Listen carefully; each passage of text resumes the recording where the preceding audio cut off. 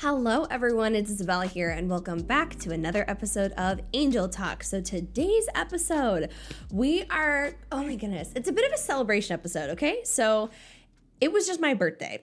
I am 23 years old and damn, it's so weird. I know this sounds really goofy for some people, but I'm like 23. Like that doesn't ring a bell in my head. Like I think I've always, when I was younger, I always felt like older than what I really was. But even now I'm like 23. Like I swear it was just 20. Like what the hell happened? It's definitely weird. Okay. But with that though, when my birthday comes around, I really like to use it as a fun, like self-reflecting moment because honestly, for the past several years, I've had so much happen with me, whether it's like transformation, growth, self-development, like all of it, like so much has happened. So I kind of like to check in and see like, with everything that happened to you this past year, what did you learn from it? And with that, it's inspired me to make this episode. So this episode, I'm going to be talking about 23 things I learned while being 23. Now, again, of course, I'm young, right? I'm not the end all be all when it comes to information, but I think some of the things I've learned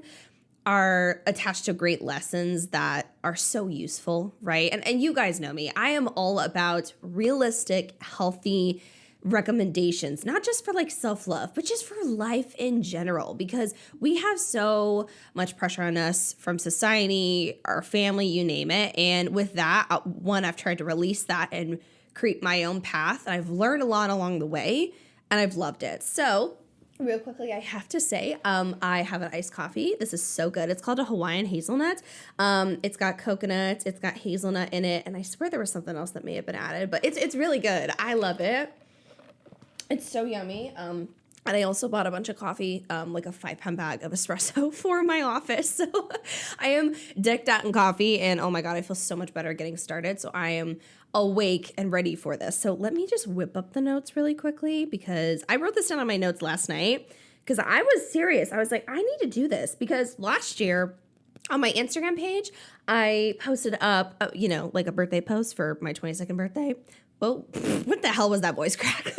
But I did it for my 22nd birthday. Wow. See, I'm still waking up. And I did the 22 list of things that I learned. But this one, I like this one a lot. So kicking off, number 1, it's okay to have ups and downs on your self-love journey. And this is something that I have been kind of battling with, I feel like, but it's such a good lesson. So for example, with self-love and trying to grow as a person or heal or feel comfortable being alone. Like I've been very, very open and adamant that like any journey I feel like is not going to be like, you're not going to hit an end goal of perfection and not feeling impacted in any capacity by a lot of these things. And I just feel like that's such an unrealistic goal. And I feel like the second that I acknowledged that I wasn't going to get there, I had less anxiety because, for example, I'm going to have days where I am feeling kind of iffy, right? Or I'm like, I don't really feel like I'm pretty today, or I'm the best today, or I don't feel good enough. Like those days do happen, but it's the goal of making them be like significantly less is your goal. And I'm telling you right now, they are not frequent when those days come, but when they do, I'm always like, oh my God, it's here. And then I get like upset with myself sometimes even more because I'm like, oh my God, again, like I'm not being nice to myself, but then like I'm not being nice to myself by being upset of me being not nice to myself. You see what I'm saying? So I've been really trying to hammer it in and be like, look, it is okay for you to feel like shit some days. Like it's okay. It's part of life. Like that is okay. Nothing is going to be perfect. This isn't like a level on Candy Crush that you hit and you're done with, right? Like you're going to still have these bumps and these moments. And this really popped up for me, especially with like being comfortable being alone, because this is something I learned about myself. I like being alone. I'm very comfortable with being alone, but I think there's like, of course, that normal human aspect of me that wants to have someone in their life that is a loving partner. And I'm like, damn, I can't wait for that to come on. Like, I really can't wait for that to happen. Like, oh my God, but I'm also like, it's okay for you to have those feelings. That's completely normal. But again, this is part of life and I am still improving and growing as a person. I am still very comfortable with being alone. I'm still very comfortable with myself. I do love myself, but I have to be understanding that those not so good days or those iffy days will come, but thank goodness they're not as much. So that was my little spiel for the first one. So the second one is most people's opinions of you don't fucking matter at all. And this, literally, I mean it. Oh my God. I feel like especially this has really made me think about this far more with my job, one. And I'm going to tell you right now, with my other channel is growing really well. And I'm like blown away by that.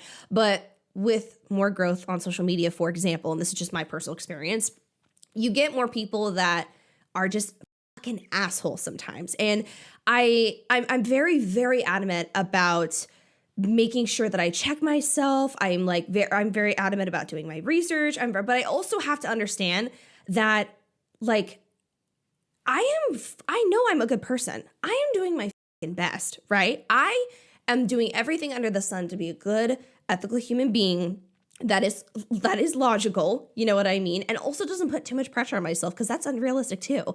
So at the end of the day, I am just kind of continuously reminding myself that a bunch of other people's opinions do not matter. Like, it's honestly none of my business what other people have to say about me. I really don't care. Like, it does not matter.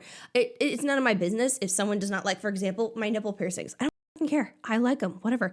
It's none of my business if someone wants to purposely construe my words, for example, on the internet. None of my business. I know who I am. I'm going to do my own thing. And if you are that determined to go on your little crazy Alice in Wonderland route, then that's none of my business, right? It has nothing to do with me. That's your own goofiness that you want to create.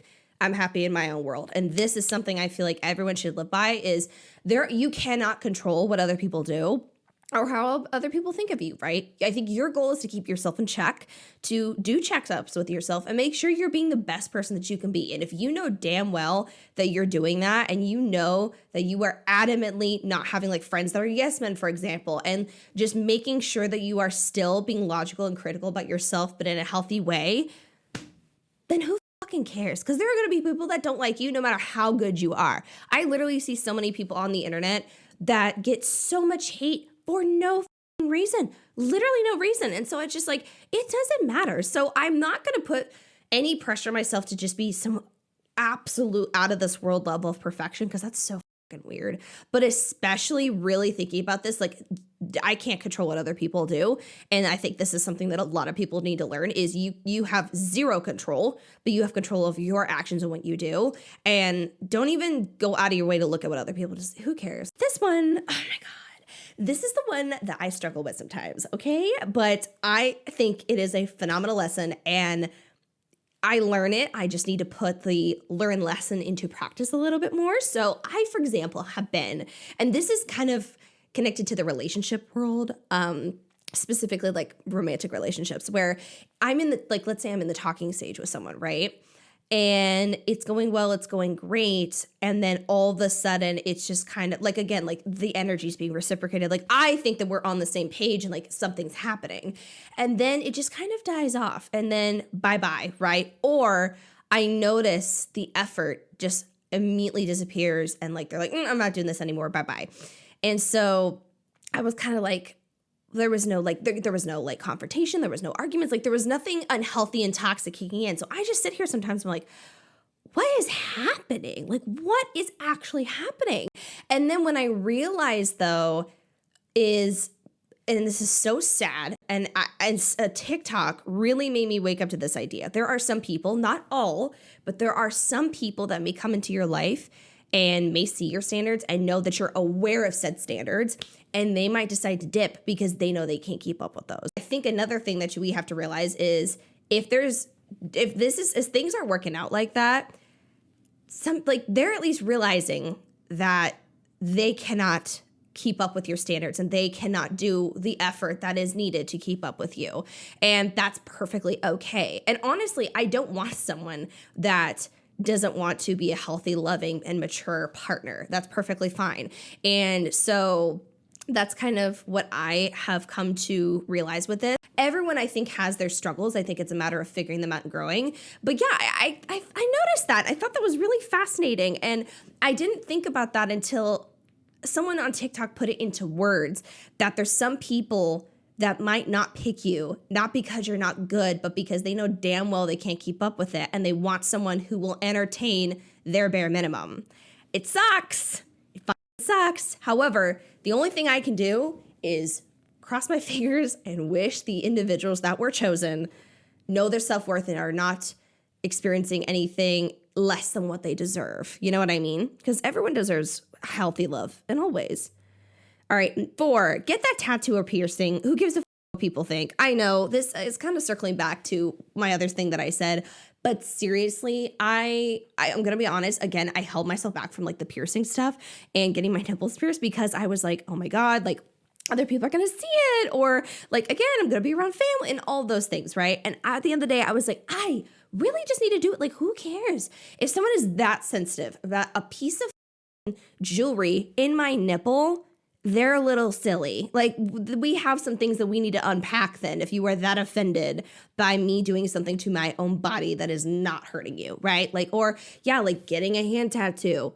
Oh no, everyone sees it. I really don't give a shit what Geraldine says if she's pissy about it. Like, I don't want anyone who's watching this to sit here and think that they need to hold themselves back and not do exactly what they want because some other weirdo is going to be just pissy about it. You need to literally do whatever gets you excited because especially with how tough our world is today, do whatever you want that gets you hyped, makes you feel hot as hell.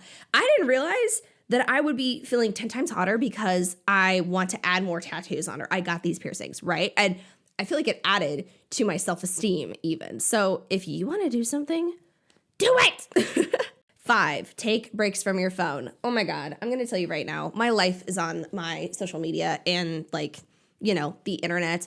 And I'm going to be honest, full transparency, I may or may not have fallen into a TikTok addiction where I was just scrolling and I would like, it's like I would forget I would be doing it. And that sounds really weird. And I'd be like, oh my God, it's been a while and I've been scrolling. Holy shit. I'm going to tell you right now, the little like lock features for the app don't work because they have an option to where you can just surpass it all, which I mean, I get it. Because if it's on an emergency app, then like, yeah, I get it. But I clearly have no self-control. So I've had to make specific and conscious habits to delete TikTok off my phone every single day and re-download it when I need to get work done. Like, so I've had to make some actual conscious decisions and delete TikTok off my phone and then re-download it every single day so I can actually post up content. And I literally do strictly have a time limit. I'm like, second we're done, I can only be on this app for so long and then I have to delete it again because I can't, it's a pain in the ass to kind of re-download it. And so if I keep doing that, it's like, I'm going to get lazy and I'm not going to do it. Also though, going out of your way to make habits and hobbies that have nothing to do with social media or just your phone in general is so good. Like I really was like, I want to learn not learn, but I want to get back into reading and learn about what I like. There we go. And finally found books that I love. And so I'll get lost in a book so much easier now, which is amazing. But finding time to, you know, not be so obsessed with your phone and not be into it all the time, especially if you work online, please do it. 6, it is not your job to save everyone. This is another thing. It's not even 100% related to me and personal experiences. However, I would say from witnessing other people that I know going through this has kind of been a good wake-up call for me. I know a lot of people are people pleasers or they're scared of saying no or setting up boundaries, but I've kind of learned through other people's experiences, mind you, that there's some people that always need help, but they don't even help themselves. And you guys know what I'm talking about. The excessively draining people that have problems that they can solve on their own, but they keep choosing not to.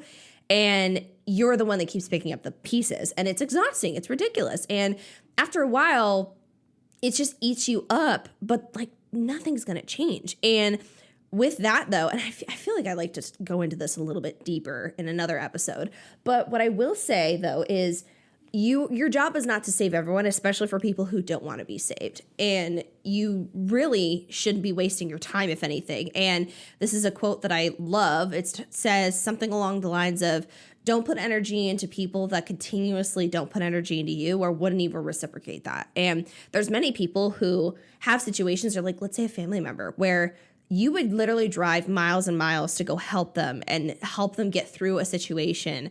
And even though they literally have the tools to fix it, they don't, you still will do it. Or they still choose to have toxic habits or be a toxic person, for example.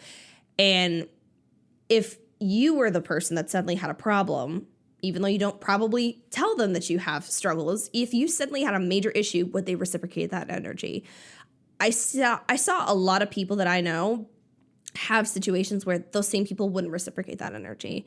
And so I think that's also a very clear sign that you don't need to go out of your way to fix everyone else's problems. They honestly need to sit in their own problems and their issues. And you are not the parent of every person who is deciding to around and find out, and they find out and think, oh shit, but they keep choosing to do that. So don't feel like you have to. You have every right to have personal peace, and everyone has a breaking point. So you are not a bad person for distancing yourself from those said people. And yeah, you don't need to save everyone. Focus and put that energy back into you. Next up, it's okay if you have what society calls imperfections. Society cannot keep up with its own beauty standards, and you are beautiful how you are. This is definitely a topic that I want to go into further, but when we look into history, for example, there are so many different, and this is fucked up, but so many different body trends and physical feature trends that have grown throughout the ages. So we would have different like ridiculously tall and super duper duper like ridiculously skinny people, but then all of a sudden it kind of jumped over later on in the 2000s, like teens, I would say, to like more curvy. Like we see so many different trends, and honestly, the beauty standard trends, they rotate like fashion accessories, okay? And you are not a fashion accessory. And if society literally keeps ever changing, then what is it to say and dictate that you aren't beautiful? Because you are. You are a unique individual with your own wonderful thoughts and feelings, and you are beautiful. And society can't make up its mind, so don't dictate your beauty or your worth in any capacity according to what society says, because the same goofy that go on and say this is the epitome of beautiful are the same people that are probably going to be considered not beautiful according to the next society standard trend, whatever. None of it matters. It's all irrelevant, okay? You are beautiful just the way you are. So if you have acne, if I know, if you have cellulite, for example, because that really pisses me off how people will dog on that. You are wonderful the way you are, and I know it's easier said than done, but don't let a very easily swaying society that frankly has a lot of very horribly rooted things in it that have created these beauty standards. Don't let it define how you feel about yourself. Trust me, you are beautiful and amazing just the way you are. I promise you. But next up, buy a good vibrator, or better yet, buy a few, which I stand by, okay? I'm going to tell you right now, I have 2 drawers, okay? 2. Hold up. Let me grab my coffee because, ooh, I'm feeling like I really need to sip on that. Anyways, I am telling you right now, get into testing out sex toys. I've actually talked to a lot of people, and hearing that some people haven't really tested the waters with them, I'm actually really surprised by. And I feel like, yes, there's a lot of people that have them, but I feel like there's a lot of people that haven't explored far enough into the world. And again, like this part is no way sponsored, by the way. I have been sponsored by them, but this is not sponsored. I genuinely have owned products from them for a long time. I have purchased products through Bellessa. I purchased products through Love Honey, for example, and several other toy shops. I'm telling you right now, testing the waters and finding out things that work for you is so good, okay? And I really honestly want to make an entire video dedicated to this. I want to make more videos about like sex topics, first of all, because like we need to break stigmas and have real talk, okay? We just don't need to be having anywhere like, oh my God, it's a sex toy. Big whoop. They're great, okay? Invest in some, test them out, see if you like them. There's so many out there, and the world of fun sex is endless, I feel like, and so many people are touching surface level. Now, again, I want to be very clear when I say this. If you are someone that's not into that, and if you're not into some things, then that is okay. However, if you have been shamed, for example, to feel like sex toys are bad or exploring what you like is bad, then that's negative, right? Because nothing is inherently wrong about sex. If it is with consenting, happy adults, Who gives a shit? Test the waters. Mess around. I'm telling you right now, I made my life a little bit easier from finding really good sex toys. And I've also found tons of new recommendations for my friends even. I also just have new like favorites for like different situations. It's great. And there's so much out there that can just add to the fun of everything. So invest in good ones if you are able to, but test the waters on them. There are so many brands out there that have wildly good technology. Utilize that. Okay, sorry. Every time I go like quiet between this, I'm always reopening up my phone so that way I can read, these off to you. But where am I at? Okay, number 9. Here we go. Okay, find something you get lost in. Reading, painting, etc. It's so good to just relax mentally. So this is partially circling back to what I said about like cutting off your social media or phone access after a bit. But I truly forgot for a while the feeling of getting lost in something like really, really deeply. I mean, many of us, I feel like, have had a moment or something where we kind of got lost in it and it was so nice, whatever the case that is. I remember for me, when I was younger, it was reading. I was so obsessed with reading. I would fucking power through books like candy bars when I was a kid. It was nuts. And I would try and pick big books, okay? I would plow through as much as I could. I would reread books even. I loved it. And of course, once I hit college and all I did was study and read, I'm not reading anymore. I can't touch a book to save my life. Like, I can't do it. And finally, out of school, I'm like, I actually want to read. And I have gotten so lost in books. I'm telling you right now, it is such a nice feeling to utilize your peaceful time and like mentally kind of checking out in a healthy way, but checking out and falling into a story. Or for example, painting. Oh my God. I love painting. It's so nice to find these new habits that like you get lost in and find something that like actually entertains you, not just because someone's suggesting it. Like, again, if you're like, I can't even mentally picture reading, then you don't have to do that. Now, I recommend trying it because I remember hating reading after a while, and now I love it again. So find things that you get lost in and that you truly enjoy, that are something that excites you. So, number 10. Failing something doesn't mean it's the end of the world, but it can be an opportunity to try something different the next time. And I feel like this is the wonderful fire sign Aries in me. Like, again, I am a Aries sun and moon, and I am also a Sagittarius rising. So there is a shit ton of fire energy going on in this little body, okay? Okay, so, but with that being said, I have always been someone that has been like, if this doesn't work, I will figure it the fuck out. Like, I've always been someone that has been adamant about, I don't care if this doesn't work, I'm capable and I am going to run and make whatever I want happen or find a new way to make it work exactly how I want it to. And I'm also someone who's a high perfectionist as well. So I'm going to be honest. I absolutely feel devastated when something doesn't work out for me or a project fails or a video I make doesn't perform as good as what I want it to. And again, mind you, my checklist of a video performing good sometimes is so out of pocket. I need to relax because I am doing good enough. But when my version of failure kicks in or when something literally like genuinely goes to shit for me, I have to be like, okay, but we've come this far. It's all going to be good. That doesn't mean it is the end of the world. That just means we have to reroute a little bit. Like, Siri says, rerouting. You have to reroute a little bit and make adjustments. And that is okay.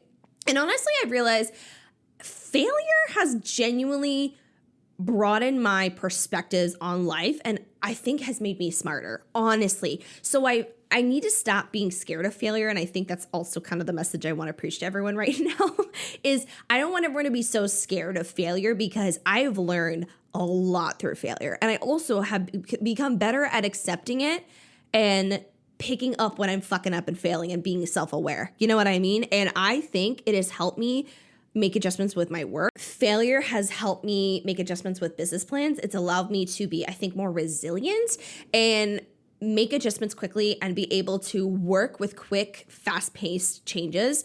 And I think it's very beneficial. So I know people are terrified of failing, and I know a lot of us have that perfectionist in them where they're like, oh my God, I don't want to fail. I look horrible. If you're failing, you're at least doing something, I feel like. Now, I'm also thinking that we need to be realistic about certain things too. If there's some things that are failing and they're really, really hurting you, for example, a relationship. A relationship can be failing and hurting you mentally. Let that shit go.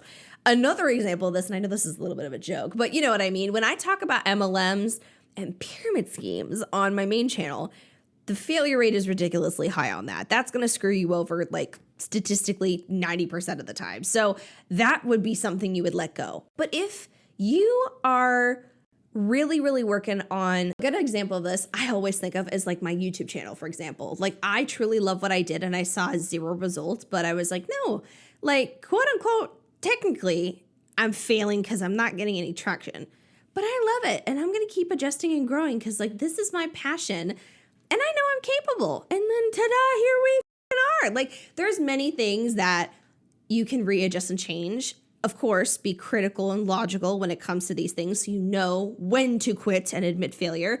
But if you are failing at some things, that doesn't mean it's the end of the world. 11, be proud of yourself for how far you come. I can't stress this enough. I don't feel like we sit back and really pay attention to how far all of us individually have come when it comes to our lives. And sometimes I even downplay certain stuff with myself even. And I'm like, that wasn't that big of a deal. And then I'm like, no, that actually really was. And with everything that you did and how you're here today and a mentally healthy person, that's a big fucking deal. Or just surviving it, just getting through. That is a big deal.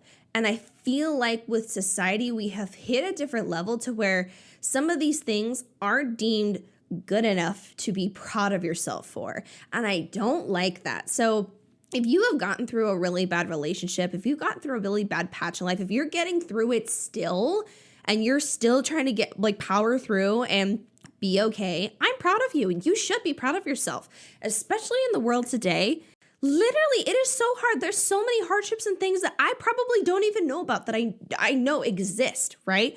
Things that I probably never experienced before, but I know they exist for other people. And you should be proud of yourself. Our world is hard. There's so many pressures. There's so many crazy things happening. There's a lot of anxieties and stressors. There's crazy fucking bills being signed in at different states that are targeting specific groups. Like, there's a lot, okay? And I know there's so much pressure to not be proud of yourself in the way because that's like being too much or that's not good enough. No, it is. Be proud of yourself for how far you've come. I don't care what it is. Be proud of yourself for waking up this morning. Be proud of yourself for eating, for brushing your teeth. Be proud of yourself because you're doing things that you need to do to survive and you're still getting through it. And that is a big deal. You are still here. And that is something that I am proud of you for. So I know we all need that reminder sometimes. So keep that in the back of your noggin, okay? Next up, I would like to talk about this one, and I don't feel like it's discussed enough. If you're going to invest money in a skincare routine or a makeup routine, invest more money into a skincare routine.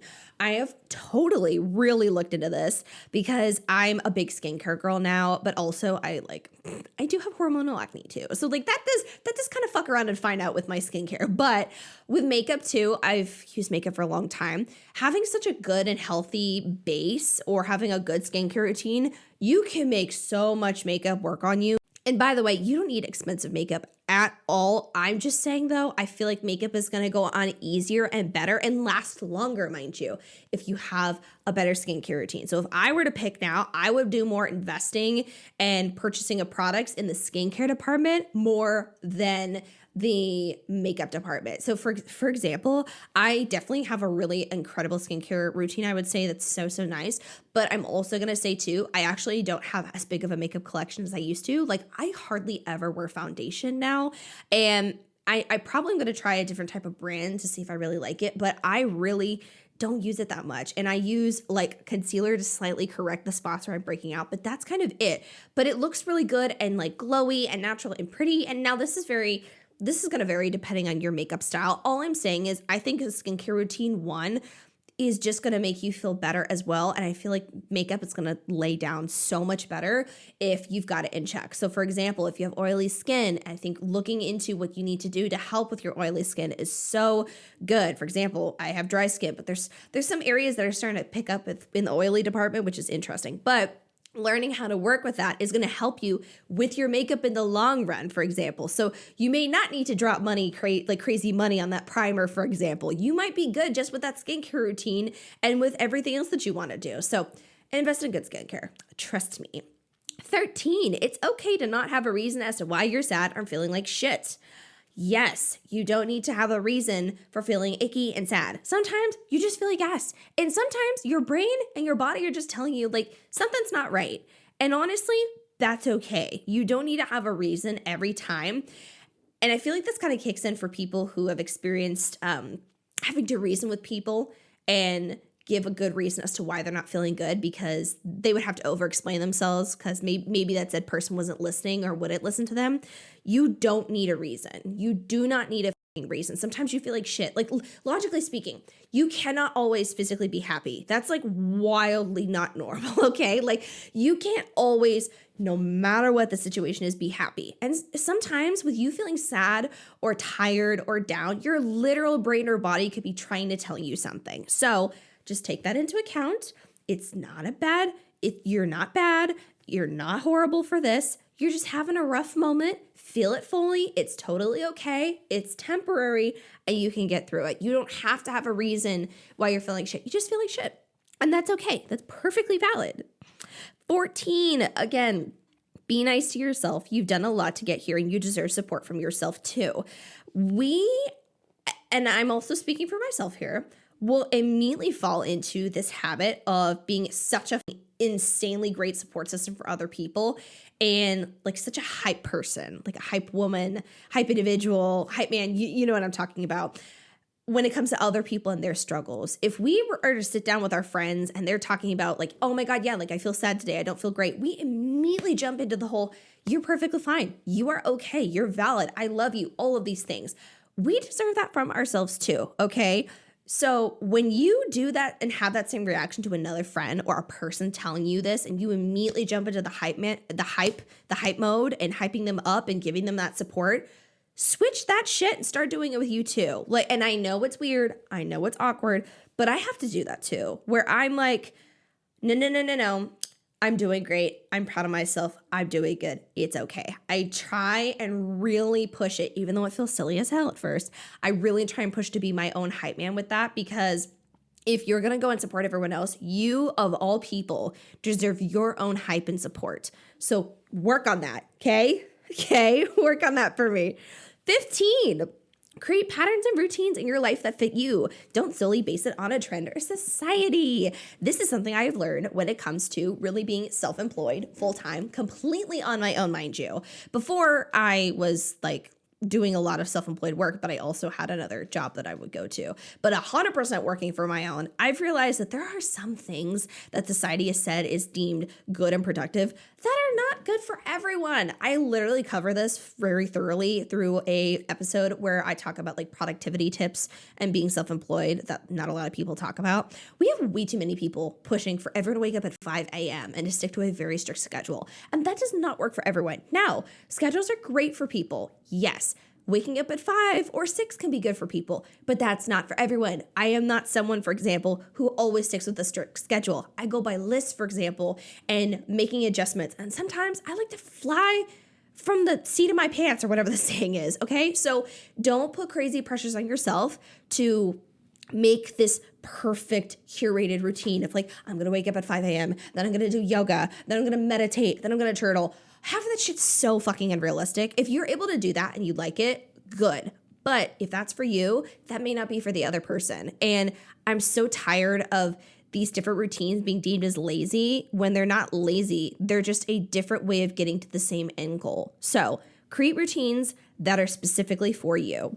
16, or not routines. Hell if I know, whatever you want to do. But 16, your past pain is valid, but don't let it hurt someone in your future. Work on that healing. And this was something I learned recently that was a little bit difficult. And I'm so transparent. I'm going to tell you the situation about this because this is real, okay? I have specific, maybe I would say, trauma responses or other habits and things that I have in my life due to past situations, from growing up to being in other relationships, you name it. There's things that I realize that I have in my system that I do out of trying to protect myself.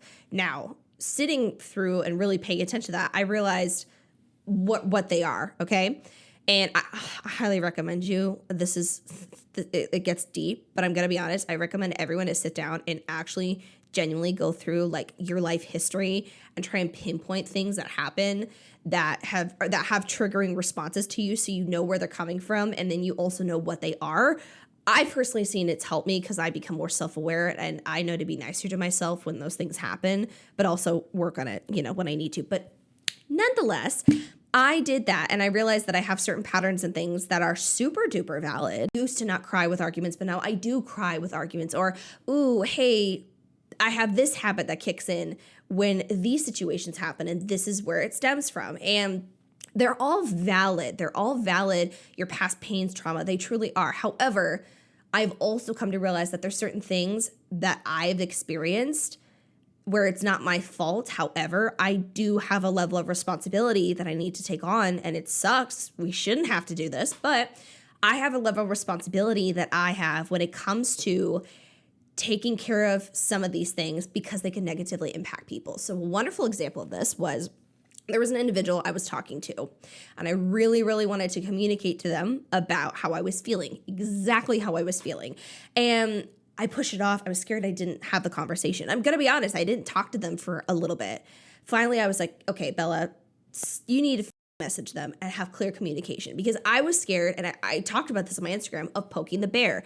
This person never gave me a single shred of feeling that they were going to be negative or they were going to get upset with my communication. However, due to that always being what I have dealt with for so long, it still scared me because I was like, what if?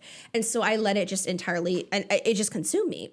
And now though, I was like, okay, I need to stop because I'm going to hurt someone if I cannot communicate properly with this situation. Now, with about everything, I'm good with communication, but when it comes to the little things that I'm scared of upsetting someone, I struggle with it a little bit. Okay, I'm gonna be real with you here.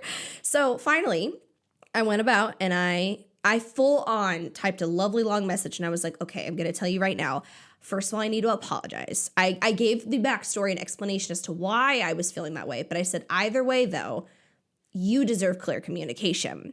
And that right there is a really important thing to not forget, because even though what we have experienced and certain negative things have happened in our life are literally not our fault, and someone was just horrible and made those things exist where we respond to protect ourselves, we also have, sadly, the responsibility to take on that healing, but additionally clock it when we're not being healthy to someone else. And so I just clearly said, this will not happen again. And I explained it very thoroughly to them. I told them exactly like why I was sorry, what I did, why, but I said that I needed to do better. And then I went into communicating my real thoughts. It turned out perfectly fine. So I was overthinking it for no reason, but it was just another moment of me kind of being like, yeah, I have to learn how to power through some of these things, because it's not just me involved now. Some of these responses that I have could actually hurt somebody and make somebody else not feel good enough. And that's not what I want. And my biggest focus is breaking these cycles, breaking the things that have happened, because I don't want someone else having a negative experience with me or experiencing any toxicity from me. That's absolutely no. So it's really good to be self-aware. And if you notice that certain things like that are coming up and they're hurting other people, don't be too big to not acknowledge it. That's definitely important. Next step, and again, connected to this, is 17. You are never too big to apologize. Acknowledge when you can do better and speak it out to those who need to hear it. And this, oh my God, yes, apologizing and being very clear. It is okay to say this is where some of this is stemming from. However, I acknowledge that even though the source and this is the source, it still is negatively impacting you, and I need to acknowledge that I don't want to do that anymore, and I'm so deeply sorry. That is important. It is important in general to apologize and to be very clear that you acknowledge your mess ups, because no one is ever too big to apologize, and we should never be straying away from apologizing. Even if there's, and again, not everyone has bad intentions, for example. Like, I didn't have bad intentions. I was immediately clocking of like, oh, protect myself. However, even though I didn't have a bad intention with that, that still wasn't a healthy characteristic. And so acknowledging that and apologizing for that is healthy and smart. And I definitely think everyone needs to do that. Now, number 18. This is one that gave me a very big old surprise, I feel like, towards the beginning of me being like, okay, so this one is interesting.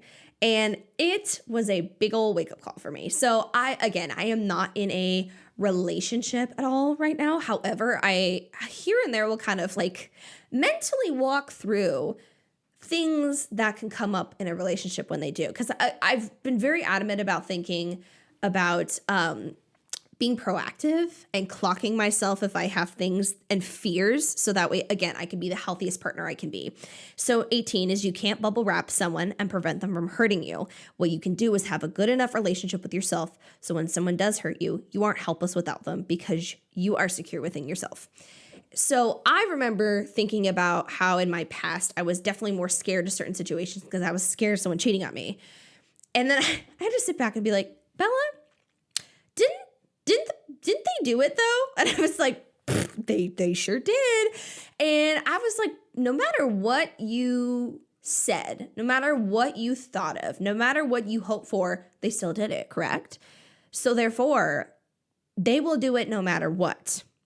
However, your job is to not have an unhealthy dependency on them, but have security within yourself to where if someone does fuck up and does not choose you, you choose you. And you can get through it on your own. And that was something I actually connected the dots on that I didn't do for a while. I was so distraught about it and didn't realize that like they were going to do it no matter what. Nothing I could do could prevent someone from being a shitty person to me. They needed to make that decision to not do that. I made the decision to not do that. I don't fucking cheat. I never have. That's gross. However, what I would like to say though is they made the conscious decision. Nothing I was going to do was going to change that. So I can't bubble wrap that. And if anything, I need to acknowledge that I want them to show me who they are now. So that way I am not stuck in complete Delulu land forever. I need to know if they're going to cheat. I need to know if they're going to do that. And I don't want someone that does not want me. End of story. And so really waking that up, honestly, I feel like that gave me a level of relief because I was like, yeah, I can't control that. Like if they're going to do it, they're going to do it. But what I need to do is make sure that I feel secure enough with myself, that I have the courage to leave a situation and to not accept the bare minimum, that I know at the end of the day, if someone cheats on me and does the exact same shit that I've gone through again, I know that I can come out and still be better than what I was the past time, still be better than and healthier than I was before. And I feel like it's very empowering to acknowledge, but yeah, there's people in our lives in all capacities, all levels of relationships that can hurt us, and we cannot prevent that. But what we can do is make sure that we have ourselves good. I've got myself, and that's a very reassuring thing to know. I can already tell that this is going to be a long ass episode because I've had to turn my camera on, like back on twice already because it's got to take a break. So, okay. Next one, embarrass yourself a bit. Who cares? At least you're living. Oh my God. Yes. Embarrass the fuck out of your, who cares? Literally, who cares? Honestly, half of the times that I've been quote unquote embarrassed, it really wasn't that big of a deal. And honestly, most of the embarrassing moments have not been in front of people that I know, or even if they did, like, it doesn't even matter. Like we are all humans on a floating rock. We are all people that are just around and finding out. So just embarrass yourself. Like do something goofy, do something out of pocket. Honestly, why not? Even if someone's like, ew, I think we need to embarrass ourselves a little bit more sometimes. And maybe that's just me, but I think we should. 20, invest in some good betting. It's worth it. I didn't really think about this at all until I did do it. I'm going to tell you right now, we spend like half of our lives in a bed.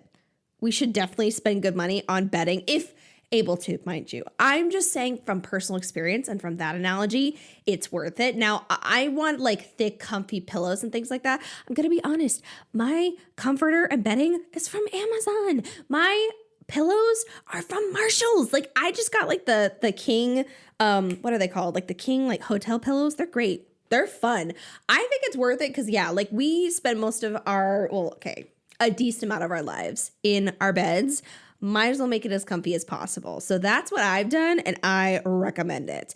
21, And find a perfume routine signature to you also. I have a go-to, and don't get me wrong, I'm a perfume whore at this point. I have so many of them and I love it. However, I have a signature one. I totally recommend, if anything, make a signature layering routine. So again, if you can find a fragrance oil, if you can find a body wash, if you can find a perfume, if you can find just other little details to add, like a lotion, whatever the case may be, to make and build your own custom fragrance routine, do it. There are so many amazing products out there that are accessible and affordable to everyone. Again, like Dossier, for example, is my go-to for inspired by fragrances. Like if you don't want to drop a couple $100s on a perfume that you love, they probably have a fragrance inspired by it.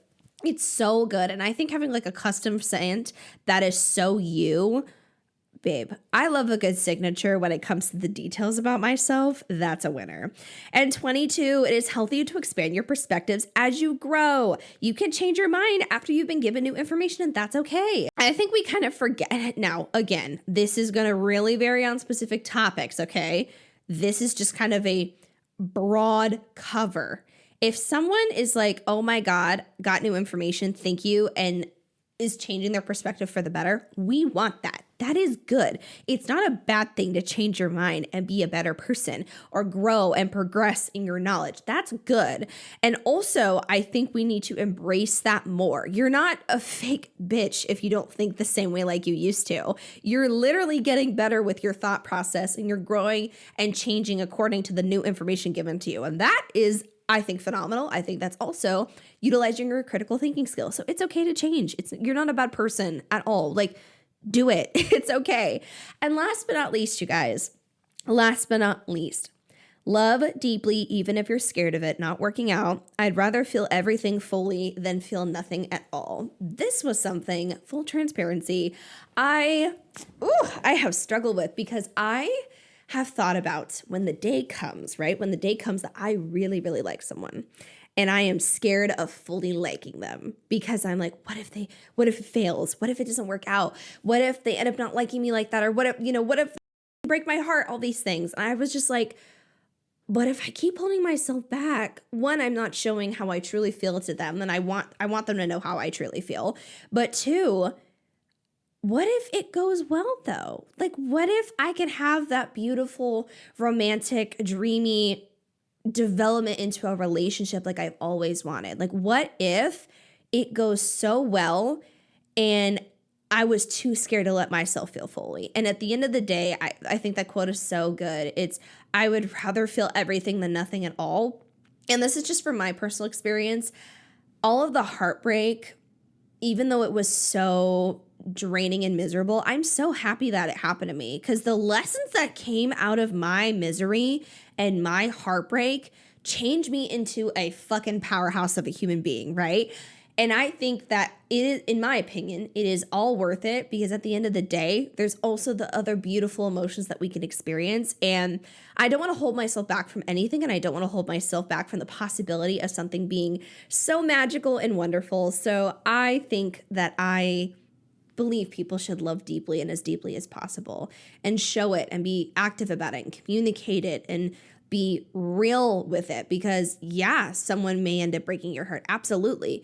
But someone may not. Someone may actually value that and truly feel the same way back. And I think that's a beautiful chance that I would like to take. So I'm trying to not be so scared of love. I'm trying to welcome it and be excited for feeling everything fully, because I'm a very deep loving person. And so I know that when I deeply love, I really, really do. Like, I swear my love is endless for someone that I care about. My bank account is endless for someone that I love.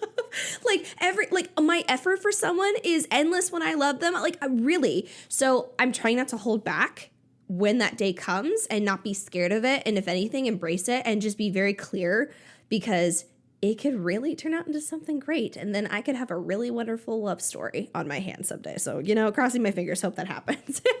So you guys, whoa, that was a long one. We did 23 things that I learned at 23. And I hope you guys learned something, right? Hopefully maybe something resonated with you. And again, reminder once more, I'm not the end all be all. I love going back and forth with you guys. I love hearing different perspectives and stories and everything. I think it's great. And this is a page where we can learn and grow and share stories and progress. And I love that. I love that about this podcast. So if you have any other thoughts, comment it below, on the channel. I would love to hear it. But that was it for today's episode of Angel Talk. Thank you for making my celebration around the sun another time to 23 a really good one. So I love you guys. I will talk to you in the next episode. See my angels later. Bye.